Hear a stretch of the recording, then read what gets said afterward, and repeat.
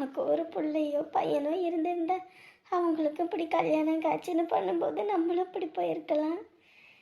நமக்கு தான் அந்த கொடுப்பனையே இல்லையே. பரவாயில்ல. அதனால என்ன, குழந்தை இல்லாத காரணமோ என்னமோ தெரியல, யாருமே அவங்க வீட்டு விசேஷத்துக்கு என்ன கூப்பிட மாட்டாங்க.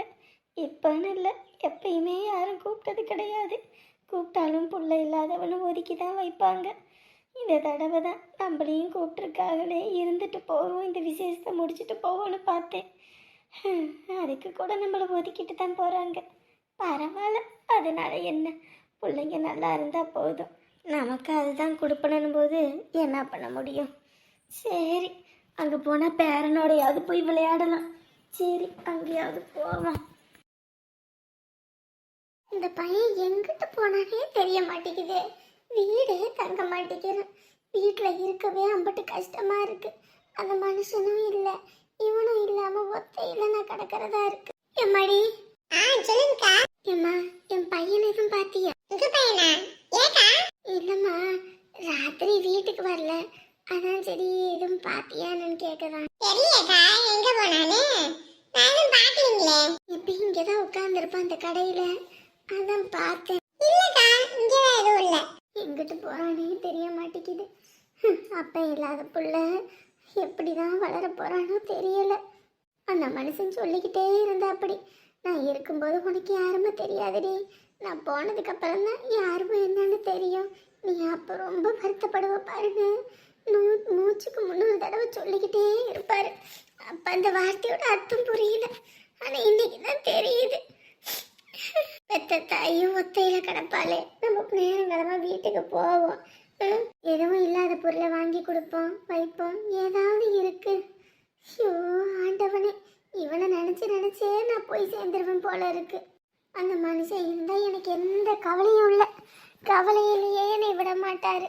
எல்லாத்தையும் பார்க்க வைக்க செய்ய வைக்கன்னு அந்த மனுஷன் மாதிரிலாம் வரமாட்டா இவன். அந்த ஆளுக்கால கழுவி குடிச்சா கூட இவனுக்குலாம் அறிவு வராது. இளங்காத்து வீசுதே, இச போல பேசுதே. ஷோ, தோசையை ஊத்தி வரதுக்கு இவ்வளோ நேரமா? தோசை ஆயிடுச்சா இல்லையா? எடுத்துட்டு வாரங்க. ஒரு வேலை சொன்னாலும் இழுகு இழுகு இழுகுன்னு என்ன வேலை லட்சணமா வார்த்தை சொல்லி கொடுத்துருக்குன்னு தெரியலப்போ.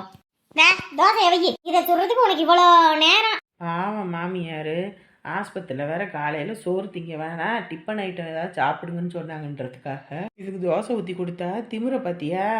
அதுதானே, ஊரில் கிடக்கிறவங்களுக்கு கூட செய்யலாம், இதுக்கு செஞ்சன்ற நன்றின்றதே இருக்காது. ஏடி, வெறும் தோசையை மட்டும் வச்சா எவன் திம்பான்? இருங்கத்த, இப்போ தானே தோசை எடுத்துகிட்டு வந்திருக்கேன், 10 கையா இருக்குது, எல்லாத்தையும் ஒரே டைமில் எடுத்துகிட்டு வரதுக்கு. இருங்க, எடுத்துட்டு வரேன். எடுத்துட்டு வந்து இங்க வச்சா ஊத்தி திங்க மாட்டாங்களே? ஒவ்வொன்றையும் கொண்டு போய் அங்க வச்சுக்கிட்டு மொத்தமா ஒவ்வொன்றையும் வந்து எடுத்துட்டு வந்து ஊத்திட்டு போறதுக்கு. மொத்தமா இருந்தா தான் மொத்தமா முடிச்சு வலிச்சு நக்கிட்டு போயிடுறீங்களே, அப்புறம் அடுத்தவங்க வெறும் வயிற்றோட வாயவா பார்க்க முடியும்? அப்புறம் 100 வாட்டி சமைச்சுக்கிட்டு இருக்கணும். என்னடி அப்படியே பாத்துக்கிட்டு நிக்கிறவன்? நீ என்னைக்கு மண்டையை விடுவனு? அடியே, வெறும் தோசையை மட்டும் தின்னு நான் விக்கிட்டு சாவறத, எதையாவது எடுத்துட்டு வந்து ஊத்துடி. ஊத்துறேனா? குழம்பு எடுத்துட்டு வாடினா ஊத்துறேன்ட்டு போற. ஐயோ ஆண்டவனே, அவ ஆத்தா எந்த நேரத்துல தான் பெத்தான்னு தெரியலப்போ. ஆடி அசைஞ்சு வந்து ஊத்துறதுக்குள்ள ஒரு 4 பொழுது ஆயிரும். பறக்கும் அப்படியே பறக்கா வெட்டி மாதிரி. வைக்கிட்டுமா அத்தை? ஒரு கரண்டி வை. ஒரு கரண்டியா? அத்தை, ஒரு கரண்டி போதுமா இல்ல இன்னும் 2 கரண்டி சேர்த்து வைக்கவா? படுபாவி, எம்புட்டு திமுரு பத்தியா? சட்னி ஒரு கரண்டி வைக்கினா வெறும் ஒரு கரண்டி வச்சுட்டு போறத. அத்தை, தோசை வேணுமா? வேணாம். வேணாமா? சரி விடுங்க. அத்தை, வேற எது வேணுமாங்க அத்தை? இது மட்டும் எதுக்கு? இதையும் எடுத்துட்டு போயிரு. சரிங்க அத்தை. ஹை அத்தை. என்னப்பா வண்டி துடைக்கிறியா? ஆமா அத்தை, அப்புறம் என்ன பண்றது, வீட்டுல இருக்க நாளன்னைக்கு தான் இந்த வேலையெல்லாம் பார்க்க முடியும். வேலையாப்பா? அப்படியே லீவ் அத்தை, அதனால வீட்டுல இருக்கேன். மதியானத்துக்கு மேல வேலைக்கு போகணும். அங்கேயே இருந்துகிட்டீங்க ஒரே தான் இங்கிட்டு வராம. அப்படி இல்லையா, கல்யாண வேலையெல்லாம் ஆரம்பிக்கிறாங்க, அதனாலதான் அங்க இருந்தேன். கல்யாண வேலை ஆரம்பிக்கிறாங்களா? என்ன சொல்றீங்க? ஒரு வார்த்தை கூட சொல்லல. எல்லாம் கல்யாணப்பட்டு நகையெல்லாம் செய்யறதும் அதுக்கெல்லாம் கொடுக்கறதுக்கு போறாங்கய்யா. ஒரு வார்த்தை கூட சொல்லவே இல்லையே. அது ஒன்றும் இல்லைப்பா, அது அவங்க வீட்டிலேருந்து கார் எடுத்துகிட்டு வராங்க, அதனால் எல்லாரும் போக முடியாது, வைக்க முடியாதுல்ல, அதனால் அமுதா, அப்புறம் அவங்க வீட்டுக்காரர் அந்த தம்பி, அப்புறம் அவங்க பெரியம்மா, அப்புறம் அவங்க வீட்டில் 2 பேர் 5 பேர் போகிறாங்கய்யா. அவங்க மட்டும் தான் போறாங்களா? அண்ணனும் வேற இல்ல. நீங்க போயிட்டு வந்திருக்கலாம்ல, இல்ல ஒரு வார்த்தை எங்கிட்ட சொல்லியிருந்தா நாங்கள் வந்திருப்போம்ல. இல்லைப்பா, அவங்க எல்லாத்துக்கும் சொல்லிட்டு அலைச்சல், அதனால தான் எதுவும் சொல்லாமல் இருப்பாங்க. சொன்னா வரப்போறோம், இதுல என்ன இருக்கு? வீட்டில் பிள்ளைங்க இருக்குதா? எல்லாம் உள்ளதான் இருக்காங்க. போங்க த. இந்தா போறியா அண்ணே? என்ன பண்றீங்க? உட்காந்துருக்கேன். என்ன பெரிய அண்ணன் வீட்டுல ஒரே தான் உட்காந்துக்கிறது, இங்கெல்லாம் வர்றது இல்ல. வராம எப்ப வந்திருக்கேன்? சாப்பிட்டீங்களா? அதெல்லாம் வயிறார சாப்பிட்டேன். சரி சரி, சாப்பிட்டீங்கன்னா சந்தோஷம் தான். வாங்கம்மா, ஏன் வெளியே நின்றுகிட்டு இருக்கீங்க? வாங்க உள்ள. தோசை ஊத்திட்டு வரமா, சாப்பிடுறீங்களா? அருபாவி, எனக்கு தோசை ஊத்துறீன்னா சட்னியை வச்சா கரண்டியை வைக்கிறா, இப்ப அவங்களுக்கு தோசை ஊத்துறானா? பாத்தியா நடிப்பு கறிய? அட அதெல்லாம் ஒண்ணு வேணாமா, நான் இப்பதாம்மா சாப்பிட்டு வந்தேன். வெளியே என்ன செஞ்சாங்க? காலையில ரவை உப்புமா கிண்டுனாங்க, அதான் சாப்பிட்டோம். ரவை உப்புமா கிண்டாங்களா? ஏன் சோறு குழம்புல எதுவும் ஆக்கலையா?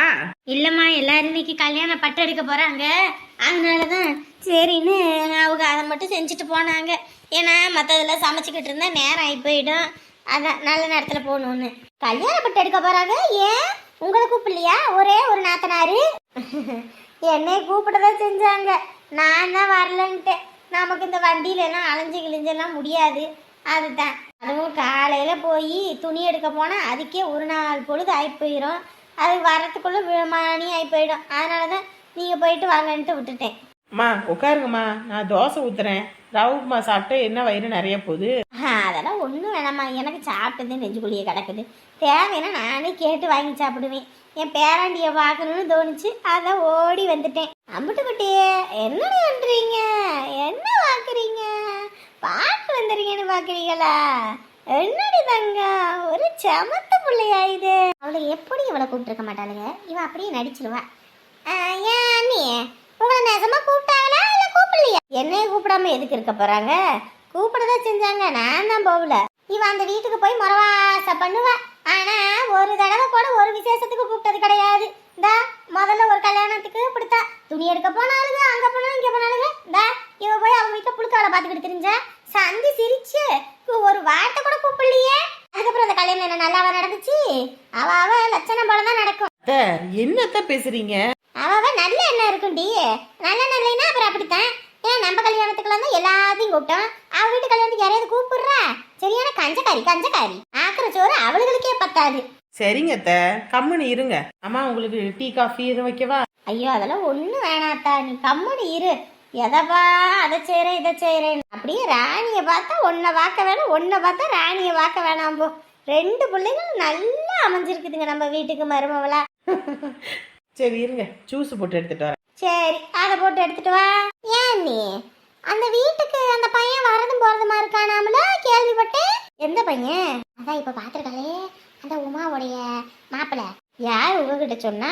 இங்க பாருங்க, யார சொன்னா என்ன சொல்லாட்டி என்ன, அதான் ஊருக்கே தெரியுது. அங்க நின்று பேசவும் இங்க நின்று பேசவும், அப்புறம் அங்க வீட்டுக்குள்ள வந்து பேசுறதும் வைக்கிறதும், என்ன பழக்கம், வெங்காய பழக்கம் இதெல்லாம். நம்ம குடும்பத்துல யார் அந்த மாதிரி இருந்திருக்கா சொல்லுங்க பாப்போம். சின்ன பிள்ளைங்க, அதுவும் நம்ம இருக்கும் போதானே வந்தாங்க, இல்லாத போதா வந்தாங்க. ஆமா, இவகிட்ட சொல்றது ஒண்ணு, சொல்லாம இருக்கிறது ஒண்ணு. செவுத்துல அடிச்ச பந்து கணக்கா நம்ம பக்கமே தான் வரும். ஆனா ஒண்ணு, என் கணக்குப்படி இந்த கல்யாணத்துல பல கூத்து நடக்கும், அது வேணா நல்லா தெரியுது. சாந்தா சாந்தா